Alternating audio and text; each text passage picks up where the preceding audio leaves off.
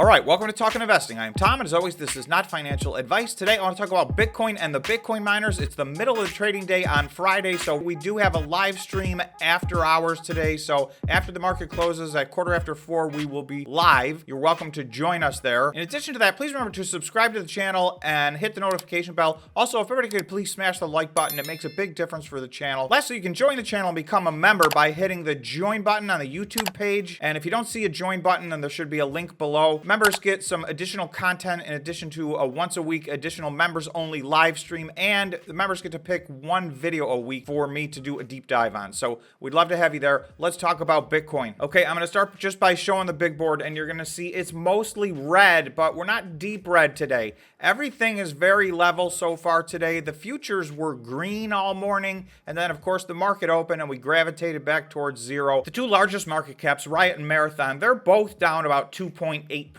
So everything is pretty close to that. So I'll let you look at the big board and find your miner, but there's no real outliers today. TeraWolf, I guess, is down 8.92%. That looks like the worst one on the day. Hive's down 4.24%. For whatever reason, Argo blockchain is green. It's up 1.75%, but that is at absolute historic lows. Okay, yesterday we talked about an entire list of these Bitcoin miners that hit their 52-week low or all-time low. So if you didn't see that, you might want to check out yesterday's video. There's no telling if it's going to end up this way. However, I do have some indicators that tell me what I think might happen over the weekend. So we're going to get to that later. Obviously, this is not financial advice. I don't know what's going to happen in the future, but I'm taking a look at the technicals a little bit. I've shied away from that for the last week plus because of the FTX situation.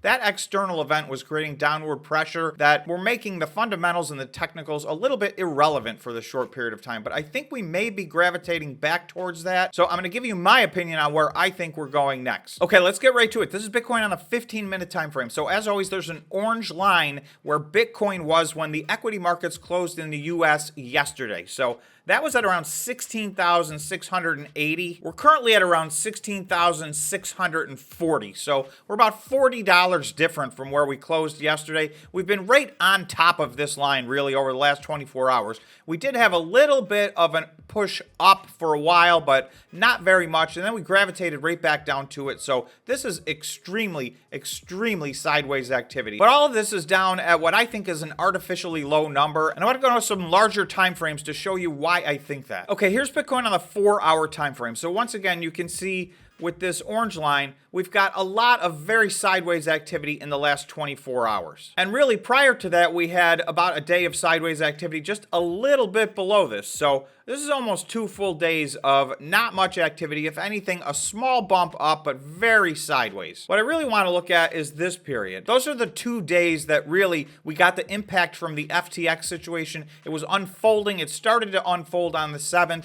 By the end of the 8th, it was clear that this was a big problem. So you can see Bitcoin went from over $20,000. It did get all the way down under $16,000. That was a new 2-year low for Bitcoin. So we did break our summer lows on that FTX news. We've recovered about $1,000 off of that bottom, and we've been trading very sideways, somewhere in the 16.6 to 16.8 range.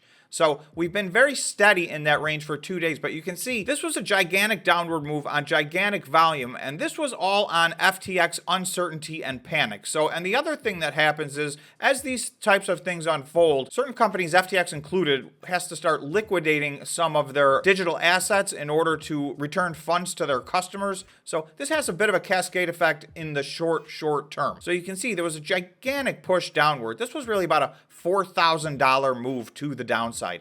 I don't think that this move is going to hold. So I'm going to give you both sides of that argument. I do think we more naturally belong. This green line here at 19,200 was holding as rock solid support for many months. And we were trading more between 20 and 22,000. I think that's Bitcoin's natural price range at the moment. I think the FTX situation is an outlying event that has put massive downward pressure. We're still feeling that, and we have not yet recovered, but we are getting a little bit of consistency, sideways action, and normalcy. So now there could always be another shoe to drop, and we are in an industry, and over the last year, it has been one thing after the next. So I can't rule out the possibility that something else piles on top of this and pushes us to an even more unnaturally low position. But in my opinion, these are all not the natural course of things. This is not based on the fundamentals or the technicals. So at some point, sooner or later, I expect to return back to the levels that we were at. So you can see 19,200 seemed like a very natural place for Bitcoin over this period of time. And this is a period of months and months. You're talking July, August, September, October. It wasn't until November 7th that suddenly we broke out of this range, and it happened all at once. So things take time, and we don't know what happens in the short term. In the short term, the most likely case scenario is you can see we're very sideways. We're many days into being very sideways, so it could take more consolidation. Look at this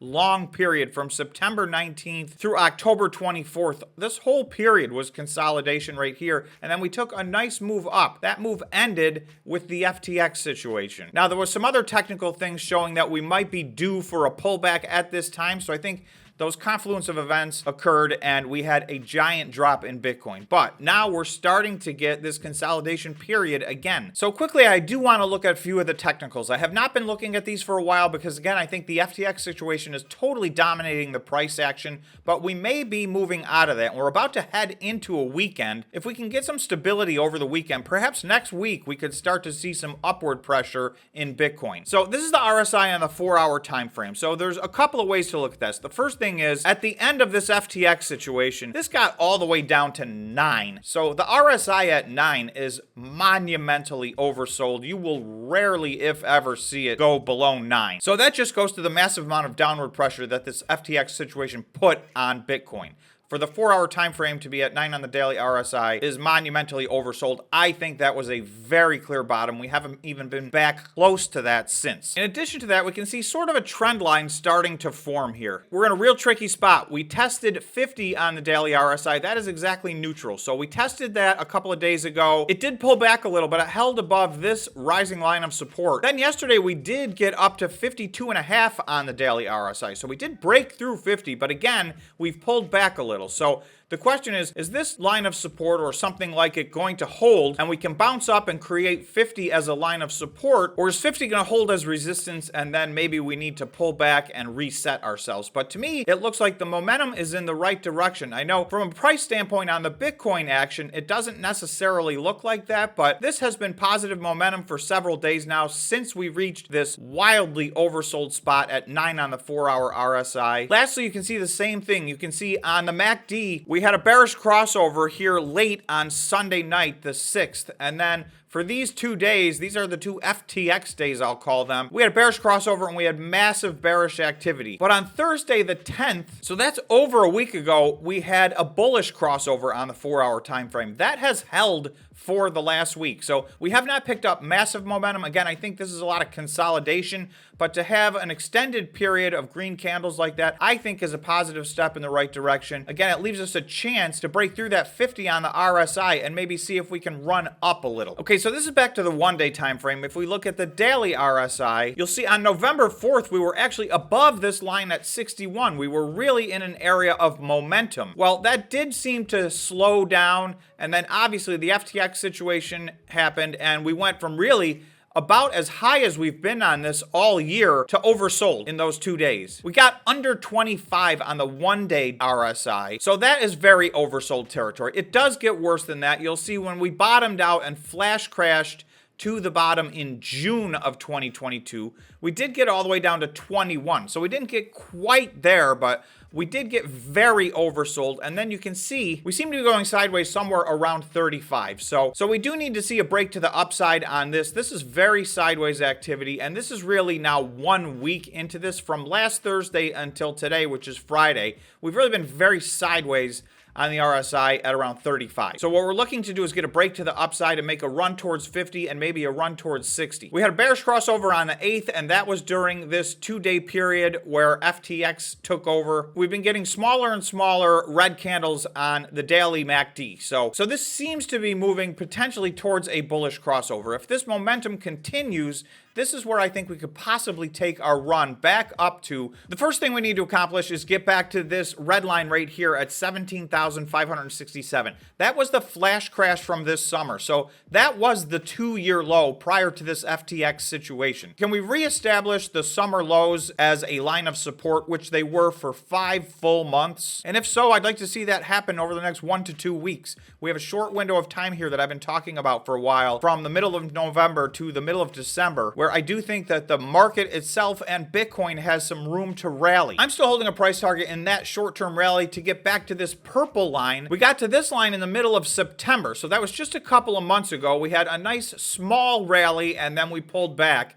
It looked like we were headed back up to that, but we got turned around, obviously. We've bottomed out at a new low, so what I'm hoping to do is establish a couple of these lines of support and then maybe take a run at this 22.5, even if it takes until the end of the year at this point.